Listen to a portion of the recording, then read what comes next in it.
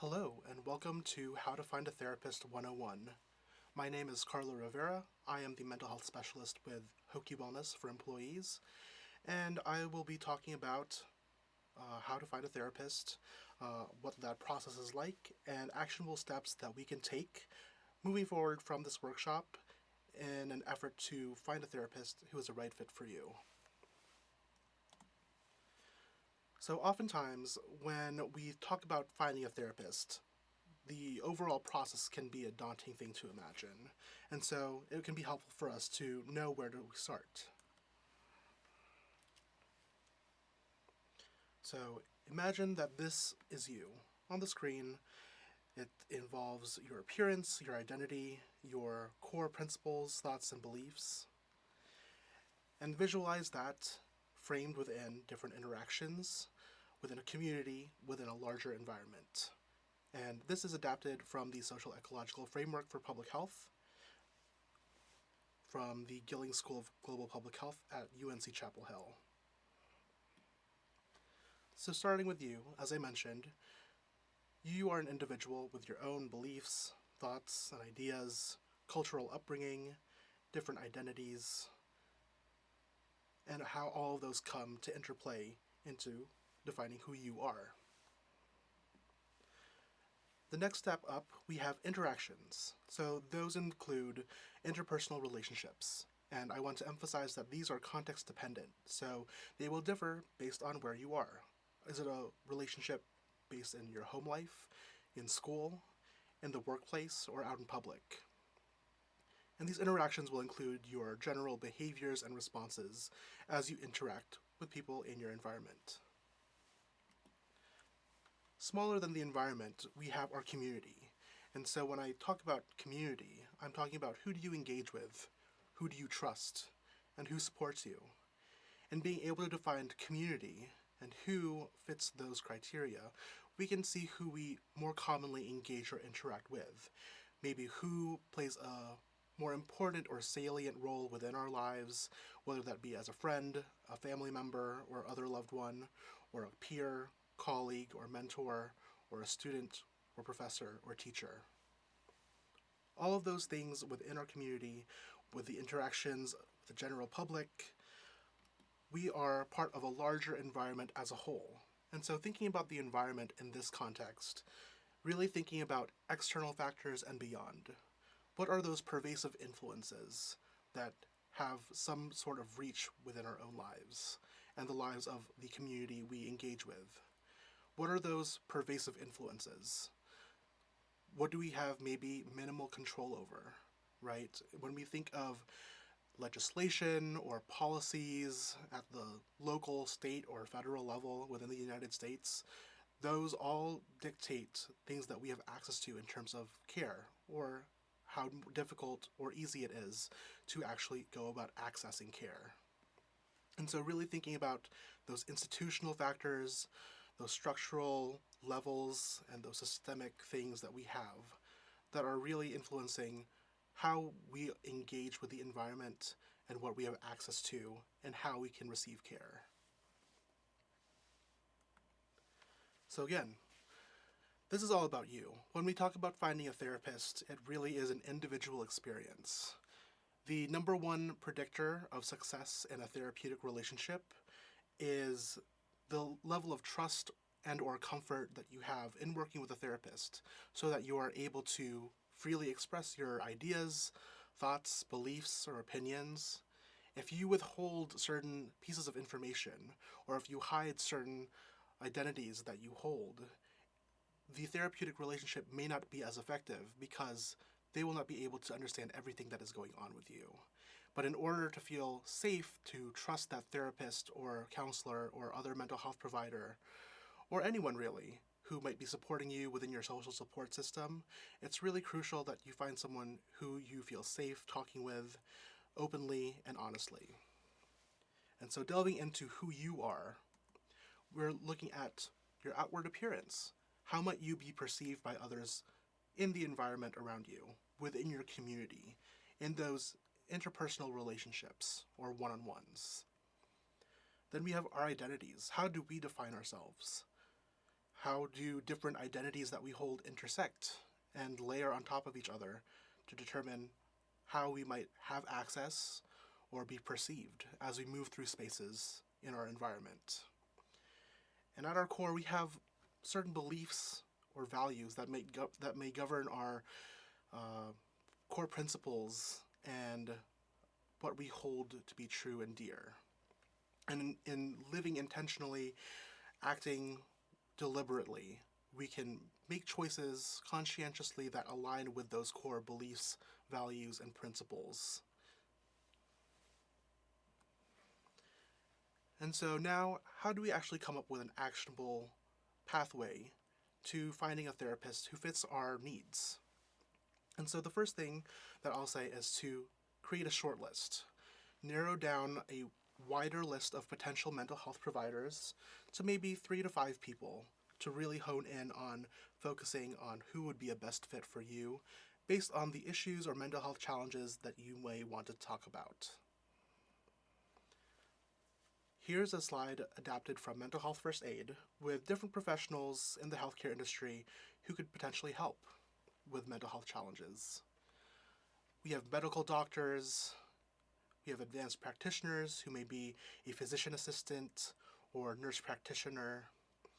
We have psychologists, social workers, different counselors and therapists, crisis support specialists, substance use professionals, and certified peer specialists. And as we go through this first section, which is the largest section in terms of content, we'll dive more deeply into what each of these categories are and who they might include. So again, get a list, and this may be from your insurance provider, your insurance network. It might be from a therapist directory, or you may also find people based on word of mouth or direct referral. But oftentimes when we have these larger fields of potential therapists that we might have dozens, if not over 100 different options to choose from. And the list can get pretty daunting pretty quickly. First, want to go over different insurance provider options. As employees at Virginia Tech, you have access to one of these plans through open enrollment. Anthem, Aetna, Optima Health, and Kaiser Permanente, with certain sub-choices for each insurance provider. On the screen, you will see the phone numbers associated with their behavioral health care networks. In finding a behavioral health provider or mental health practitioner, you can visit your insurance provider's website to find therapists and counselors in network, or call one of the phone numbers that's shown on screen right now. In using the web-based service on their website, you can filter by different demographics, locations, languages spoken in, cost per session, different services and modalities of therapy, and different credentials and other things that you can search by. Psychology Today is one of the most comprehensive and, most used therapist directories within the United States. And so on the screen, you can see a screenshot from Psychology Today's website. And I'll visit the website hyperlinked. And on screen, you can see different providers based on the zip code entered, 24060 for the Blacksburg, Virginia area. And this may include virtual therapists licensed within the state of Virginia. It may also include therapists in Blacksburg or further, such as Roanoke. But you have different providers who are output when you search by zip code. In addition, you can navigate to the top of your screen to select different filters for certain subspecialties or populations or demographics of the therapist you would like to work with. You can also see different insurance providers if you go through this avenue first, rather than directly through your insurance provider network. Different types of therapy are also shown here, as well as age, race and ethnicity, sexuality, and language, faith practiced, and price per session.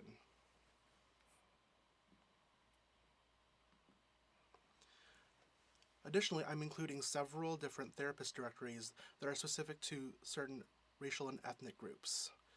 On screen, you see the screenshots for two Black and African American therapist directories, including BEAM, which is the Black Emotional and Mental Health Collective, as well as the Black Therapist List.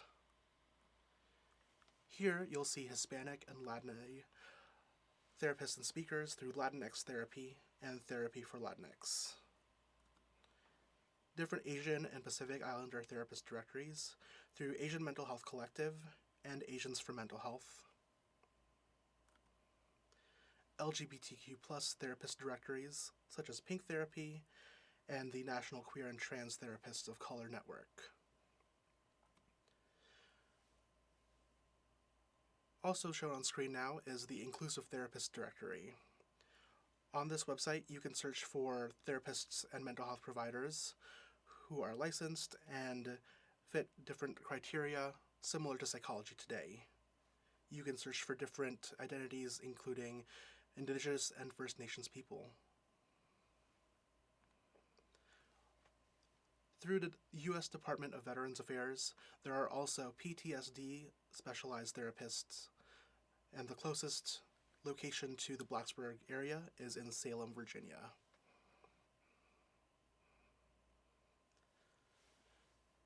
And now, with so many options, again, showing dozens, if not over 100 different options for one specific zip code, it can be difficult to know where to proceed from there. And so, what is the next step that we need to take? And revisiting, it's really about honing down that list to maybe 3 to 5 different providers who we would like to potentially work with moving forward. And so, it can be daunting in going through those different therapist directories to understand what different credentials mean and really sort through all the different information and noise. And so in this next section, we'll be talking about different mental health credentials and what they mean. So the first one being therapists. Therapists can be a broad category to be interchangeable with counselors, but in this one I'll specifically highlight LMFTs, or Licensed Marriage and Family Therapists, because therapist is in their certification and licensure. The LMFT approach may focus or highlight interpersonal relationships and dynamics, and because of this, oftentimes they will offer counseling to couples or family, just beyond individuals. They will be trained at least at the master's level, either a master's in marriage and family therapy or another master's program, such as a Master of Arts, Master of Education, or Master of Science with emphasis on marriage and family therapy. For this section, we'll refer to those as Masters Plus. Counselors might include licensed professional mental health counselors or licensed mental health counselors. And by their definition, with their approach, they will include a broader scope of intervention. They can include mental and emotional distress, substance use, disability, personal trauma, career counseling, and psychological and social developmental disorders. Now, these counselors can also be trained in marriage and family therapy and still include those different modalities for couples or family therapy. But with this specialization for an LMHC or an LPC or a PhD, this one will specifically focus on counseling. And again, they will be trained at least at the master's level. Depending on the state that you're in, you might see different certifications after their last name, such as LPCC or LCPC. This just varies by state because licensure is dependent for each state in the United States. Social workers have an approach that includes systems theory. And so with licensed clinical social workers, or LCSWs, they will be trained in providing therapy in a modality through a social work program. And so their education will be at least at the master's level with an MSW, or a master's in social work, or it may include a DSW, or Doctor in Social Work, or a PhD in Social Work. Again, depending on the state, you might see different certifications such as LMSW or LICSW. One thing to note is that not all social workers provide therapy. Some social workers will focus on the policy level, again thinking about that broader environment and access to care, or with smaller groups, such as a specific population. With clinical social workers, or licensed clinical social workers in particular, we are looking for social workers who are certified to provide psychotherapy on an individual basis. Psychologists may include clinical psychologists and counseling psychologists. Their approach includes looking at individual behaviors and patterns, or psychopathology. One thing to note is that not all psychologists provide therapy. You may have a psychologist who focuses on social psychology or developmental psychology. So some key terms to look out for, similar to social workers, are licensed clinical psychologists or licensed counseling psychologists. Their education will be at least at the doctorate level, either with a Doctor of Psychology or a PhD in clinical or counseling psychology. This field can also include neuropsychologists, who are trained with a clinical psychology background, but then get further emphasis and training in biological basis of behavior. Psychiatrists are physicians, that meaning that they are medical doctors who went to medical school. One thing to note is that not all physicians are psychiatrists, and not all psychiatrists provide therapy or counseling. And so you may think of physicians as being general practitioners or cardiovascular specialists or surgeons.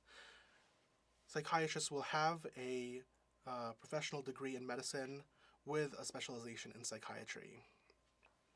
Now, their approach will include psychopathology, similar to psychologists, and also the biochemistry of the nervous system and whole body, seeing how the brain and body and mind are all connected. When it says not all psychiatrists provide therapy or counseling, this is because with their increased workload, they may work with a team to actually just prescribe medications, leaving talk-based therapy to a nurse practitioner or a physician assistant, depending on the context of their hospital or clinic setting. Allied health professionals include healthcare workers who have specialized training in mental health. As mentioned in the previous slide with psychiatrists, they'll typically work alongside psychiatrists in inpatient care or clinics and hospitals under the supervision of a physician, being mostly a psychiatrist. Their qualifications may vary by state, but can include mental health nurses or psychiatric nurses or physician assistants. Other professionals are listed here, recognizing that some individuals may be uncomfortable with seeking help from mental health workers in the medical or psychological fields, based on past experiences, medical mistrust of the medical institution, or any other reason. So they may include life coaches, certified peer specialists, or religious and faith-based guides. One thing to note is that these fields may not be regulated or licensed, so that is a word of caution to anyone who would like to pursue talk-based therapy or psychotherapy through one of these alternative routes. Bringing back the social ecological framework for public health on the screen, we can kind of see the overlap of different mental health providers. We can see psychiatrists, physicians, and health professionals really focusing in on the individual, noticing what in their identity or what in their health history or family history may be at the root of some mental health challenges that they may be experiencing. Counselors and psychologists may look at the individual, but then also different interactions. Marriage and family therapists and counselors may also widen that scope to include the community at large. And social workers, again, take a systems theory approach and really are looking at the environment as well as people at the individual level. That being said, these are not hard and fast rules, and there is definitely some overlap. And in addition to different approaches for education and training, their supervised hours and other life experiences will also be drawn into play when talking about therapeutic practices. And so this is not necessarily exclusive of different combinations of skills for each individual certification or license. Again, the number one predictor of success in a therapeutic relationship is the level of trust and comfort you have in working with that health provider. And so really, the whole point of this is that any of these licensed clinicians could potentially be of help when dealing or faced with a mental health challenge or issue. So now that we have a shortened list, right, narrowing down the scope from dozens, if not over 100 different providers to 3 to 5 people, we can talk about going into consultations and scheduling consultations. So the next step would be to schedule and prepare interview questions to ask at the initial consultation.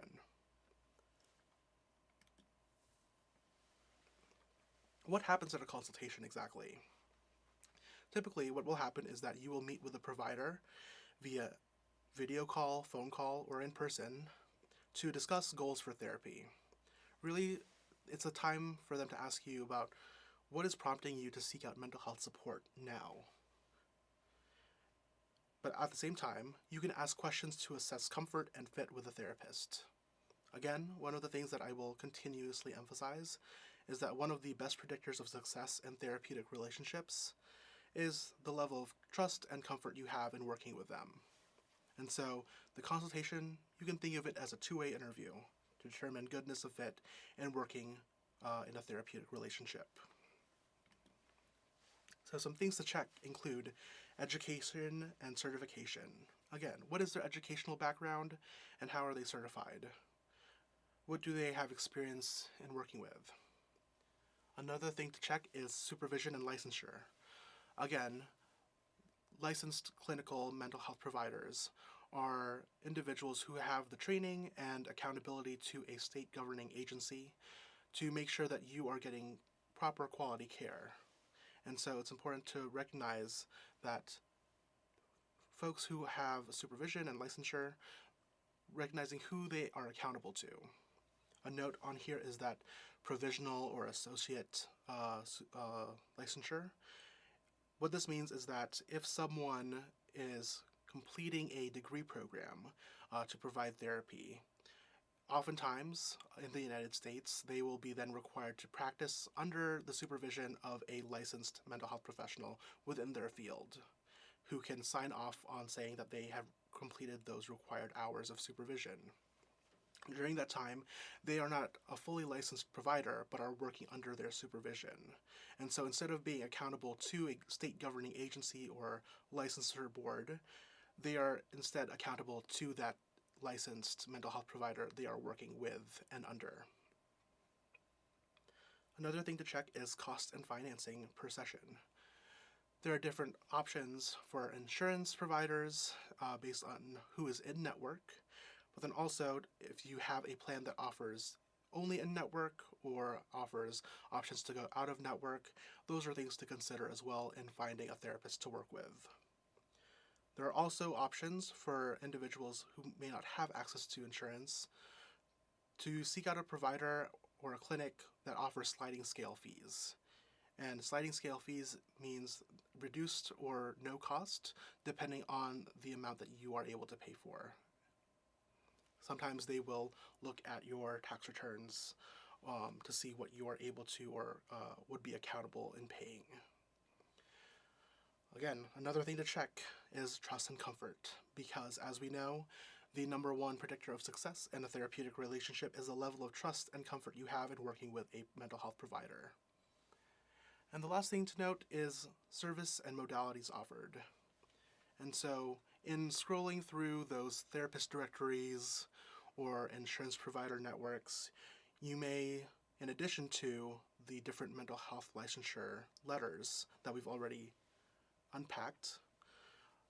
These letters such as CBT, which is short for cognitive behavioral therapy, DBT, dialectical behavior therapy, ACT, acceptance and commitment therapy, and EMDR, which is specifically related around trauma responses, called eye movement desensitization and responsiveness.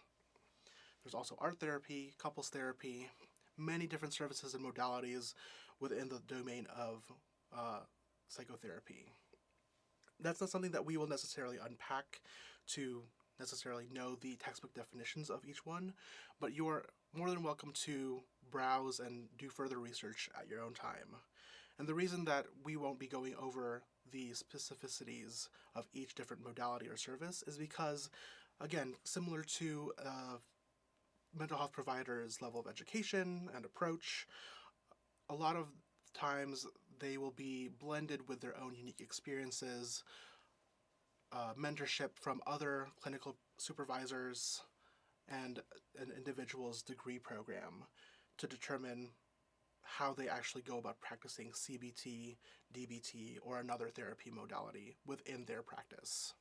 So again, the best way to determine goodness of fit is through scheduling that individual one-on-one consultation with a therapist or counselor to determine if working with them would be a good fit for you. Some general questions that you can ask include, how long have you been a therapist? Which field of mental health do you specialize in? So again, thinking about psychopathology or working with relationships with friends or family, looking at substance use, or looking at work-life balance or interactions in the workplace. How frequently do you anticipate meeting with me? Is another great question you can ask. Therapy is not always just once a week. There can be different frequency based on cost per session. If you can't afford to meet weekly, bi-weekly may be an option for you. Or if you maybe are looking to work more rapidly or have more intensive sessions, increasing that frequency to 2 or 3 times a week may be appropriate for whatever you may be experiencing. Asking if they respond to texts in moments in crisis is another important one to ask, because depending on the licensure or certification of a mental health provider, they may be legally barred due to liability from actually engaging with one of their patients while experiencing a crisis situation. And so the best option to be referred to is a hotline such as 988, which is the National Suicide and Crisis Lifeline. Asking what therapy services are offered is also really useful. Again, looking at the different services and modalities can determine how they will go about working towards different goals you have set in the therapeutic process. You can also ask them during what hours they see patients or clients. Some providers offer flexible hours because oftentimes in the working world, we are not able to meet a therapist or counselor during a 9-to-5 job. Or if people are engaged in shift work, it can be really difficult to access a therapist if they don't work outside of their working hours. And so being able to know when you are able to access therapy is also really important. And lastly, do you have any previous experience working with someone with similar concerns? And that's, again, just to determine goodness of fit and cultural competence in working with someone around similar situations or concerns. You can also ask further questions to assess cultural humility. You can ask, can you describe your views on the connections between racism and mental health, or other oppressive systems? Are you comfortable discussing social, political, and cultural issues or current events? Do you have experience working with LGBTQ+ clients? What does intersectionality mean to you? How do you include your patient's culture or cultures in therapy? And have you completed any anti-racism, bias, diversity, or cultural humility trainings? All of these questions from this slide and the previous slide are taken from Dr. Raquel Martin. Her website includes a free Finding a Therapist guide, which is shown on the screen in the lower right-hand corner. Dr. Raquel Martin is a licensed clinical psychologist, scientist, speaker, and author, as well as active on social media. So the next step, after consulting with 3 to 5 different mental health clinicians, is to decide on who you would like to work with moving forward. Again, determining which therapist is the best fit for you. Because as we know, the best predictor of success in the therapeutic relationship is the level of trust and comfort you have in sharing your experiences with your mental health provider. Wanted to take some time in this session to address some myths and misconceptions that may be held by folks who are seeking out this information. And so there's this first quote that says, "Seeing a psychiatrist or psychologist is the best option for me because they have the greatest number of years in formal training." And so what I like to say a bit humorously is that, think like Shania Twain, that song, "That Don't Impress Me Much." And so the thing to note is that while psychiatrists and psychologists may have the most years of education, that does not necessarily mean that they will be the best fit for you as a therapist. Again, the best predictor of success in therapy is your level of trust and comfort in your care provider. It may depend on their style, approach, specialty of care, or identity. Another misconception is that virtual therapy isn't effective, and if I don't see someone in person, it's not going to work. And so, unless you see on the screen currently this meme image that it says, "Somewhere there's a therapist devoted to combat internet addiction by offering online therapy." I guarantee it. And again, injecting a little bit of humor into this presentation. But what I would say is that unless one of your goals is specifically dealing with or struggling with overuse or addiction to electronic devices or the internet, virtual therapy can be just as effective as in person. And delving deeper into that, on the screen, it shows that there has been this question in the past over the actual value of virtual therapy. Mental health providers, especially psychologists and psychiatrists, have been advocated for the benefits of in-person therapy as clinicians are able to perceive subtle nonverbal cues, such as body language and hygiene, more easily. With more data on the efficacy of virtual therapy in recent years, especially since the COVID-19 pandemic, researchers have found that there is no significant difference between online and in-person therapy for common mental health challenges such as anxiety or depression. Even for less common mental health issues, the data does not suggest that an in-person format is significantly better. However, researchers say that additional studies are needed for more serious mental health conditions. And 2 studies are cited in that text and will be available at the end of the recorded session. Continuing on with some myths and misconceptions, this idea that therapy is 1 hour once a week and that's it. Touched on this earlier, and you can see SpongeBob ripping up homework my therapist gave me and throwing it in the fire and forgetting about it. And so some things to note is that, therapy isn't always 1 hour per week, as I mentioned earlier. Schedules can vary depending on availability for yourself or your provider. You might meet for therapy for an hour twice per week or once every 2 weeks. Or you might even meet monthly for 90 minutes. It really just entirely depends on what works between you and your mental health provider. Another note is that some clinicians find that some patients practice skills better with therapy quote-unquote homework. This could include worksheets with journaling prompts, self-check-ins, emotion logs, and other exercises. However, some individuals may not like homework. This could have to do with busy schedules, competing priorities, or just not liking writing things down.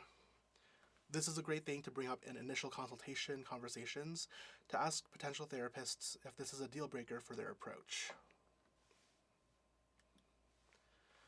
Another note on therapy. What even is therapy? And so therapy is not someone just validating your feelings all the time with no questions asked. It's also not someone telling you what to do to fix your life and offering advice without listening to you. Although a good therapist should not make you feel judged or like you are doing something wrong, quote unquote, they may ask difficult questions that make you think about your actions, to consider if there's a way you could have done things differently. If there are any topics that they ask you about which you are not yet comfortable discussing, you are well within your right to draw a boundary and state that you do not wish to talk about that thing in particular, or would like to revisit at another time. Therapy is a space where you can notice changes you would like to make in your life. You can develop skills to act towards personal goals, and have someone you can talk to about stressors who is coming from a perspective without bias or attachment, and who can empathize with your experiences from a trained perspective.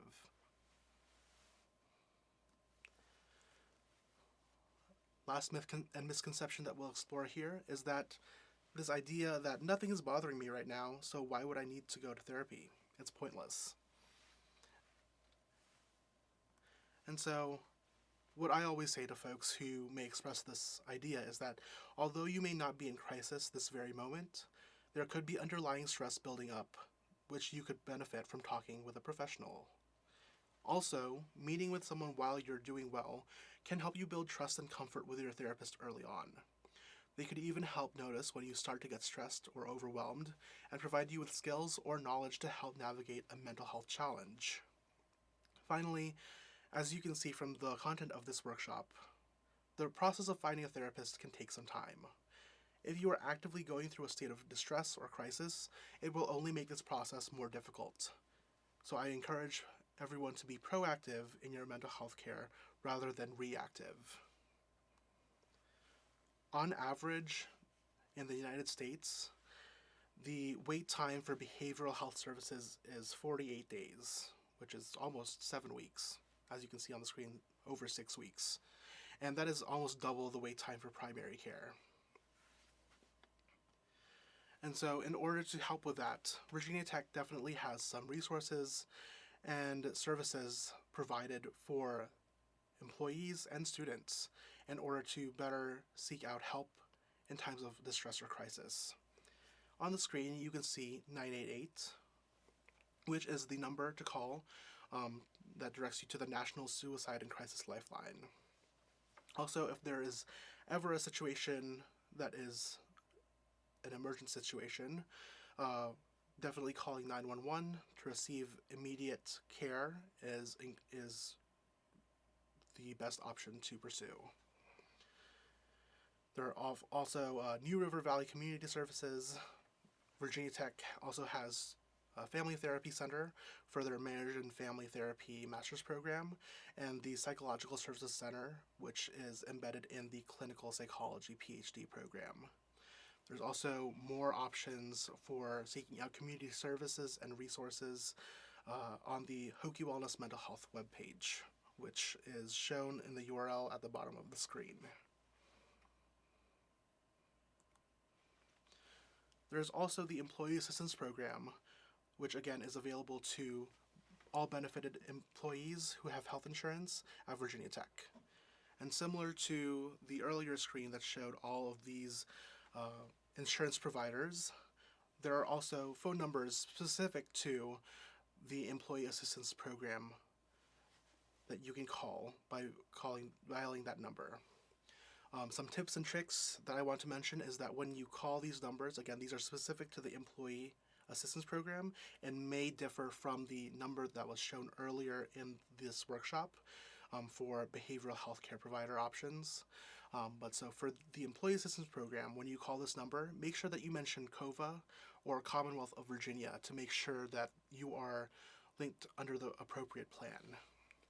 Sometimes, depending on who you're talking to, they may not know where to link you if you just say Virginia Tech. So please be sure to mention COVA, that's C-O-V-A, or Commonwealth of Virginia. And you can also ask if they offer services from a patient care navigator, and that's someone who would be able to assist you with the process, again, of finding a therapist in a one-on-one format. For all full-time faculty, staff, and non-student wage employees, there's also access to Timely Care. Timely Care offers up to 12 virtual counseling appointments per year at no cost. If you do hit that maximum number and want to exceed or continue seeing a provider through timely care, there is a flat rate service fee. There's also 24/7 access to crisis support through the Talk Now feature, and you can also access self-care resources on demand and unlimited health coaching throughout the year. And that will help you work towards any health or wellness related goals such as better sleep, nutrition, exercise, time management, and conflict resolution, and much, much more.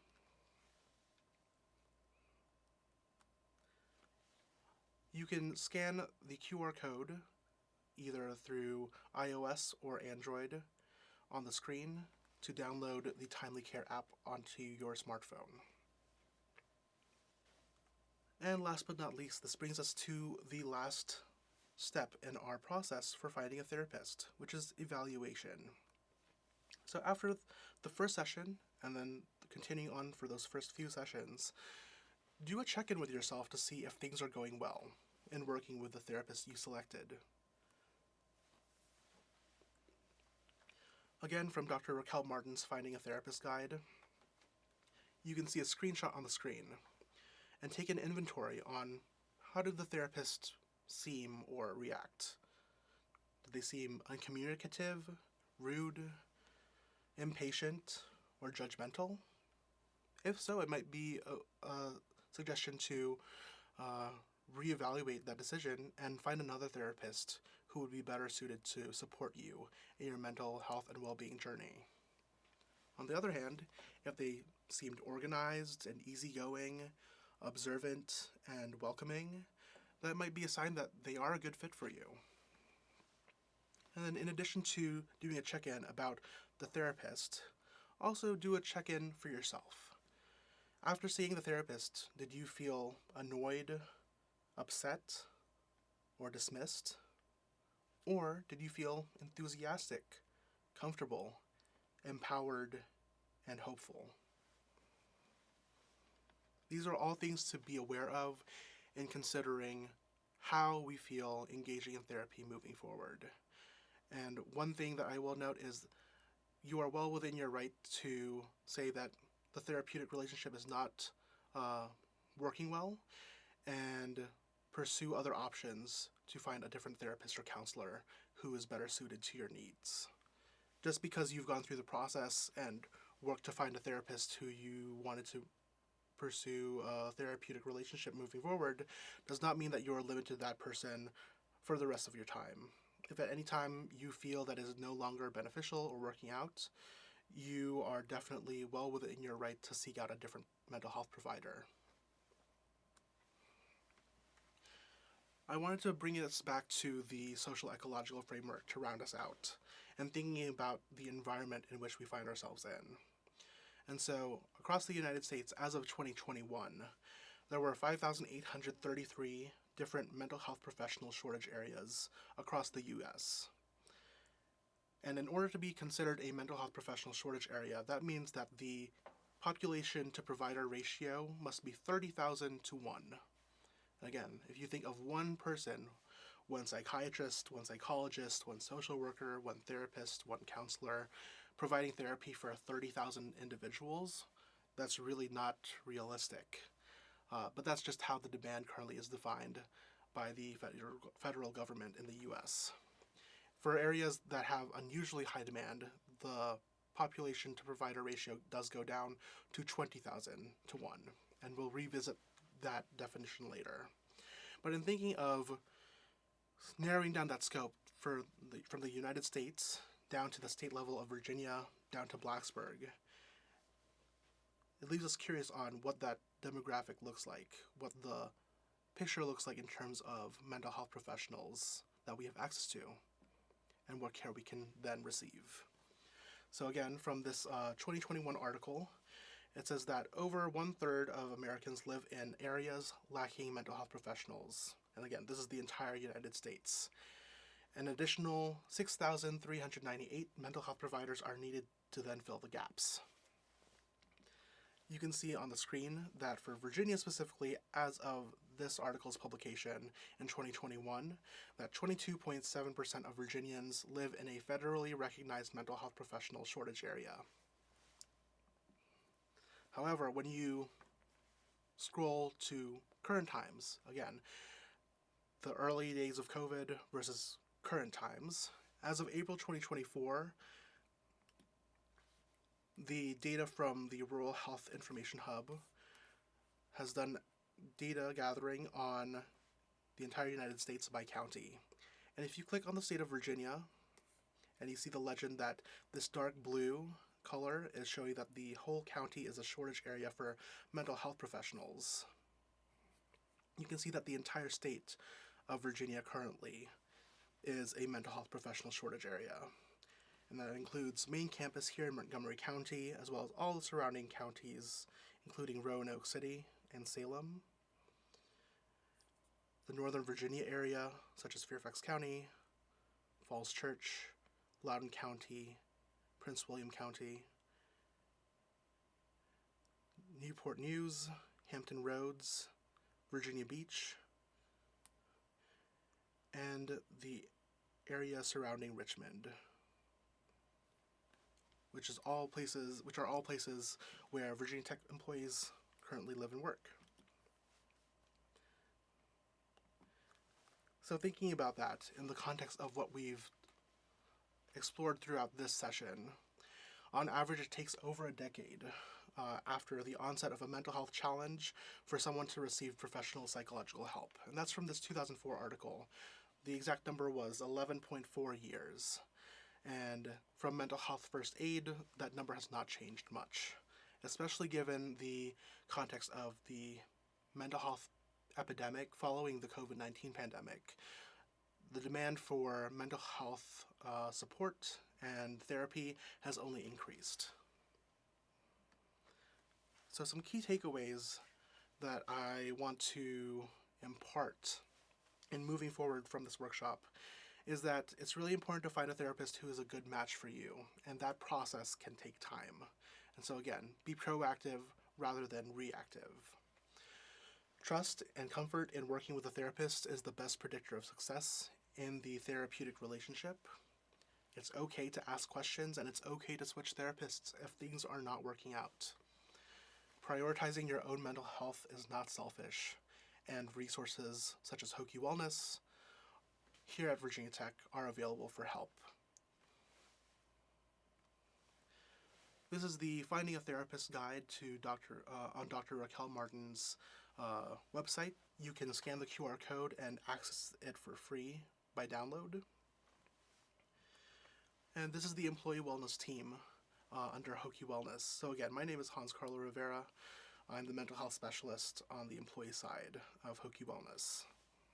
And with our team, you are more than welcome to reach out to schedule an individual one-on-one consultation if you at any time are needing additional support or resources during your time here at Virginia Tech. On our website, we also have distress guides. The version on here, shown in purple, is for employees, assisting employees in distress, and resources for employees in distress. But there's also one for students. And on our website, we also have available for download a black and white version for accessibility purposes. On the screen now, you can see the Employee Wellness newsletter. You can see our most current offerings for sessions and workshops. Schedule or request a program for a private group training, as well as schedule an appointment for an individual consultation, again, in a one-on-one setting.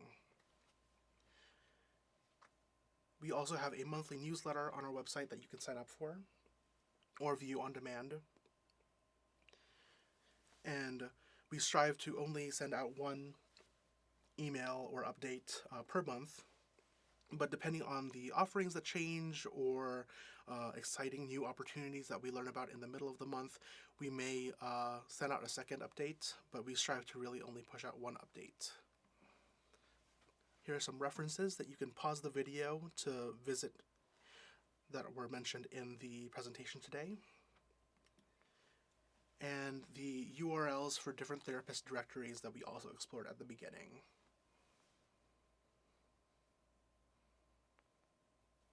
That concludes this presentation on How to Find a Therapist 101. I thank you for your participation and engagement, and if you have any questions, you can reach out to myself or any member of the Hoki Wellness team for additional support. Thank you so much, and have a great day.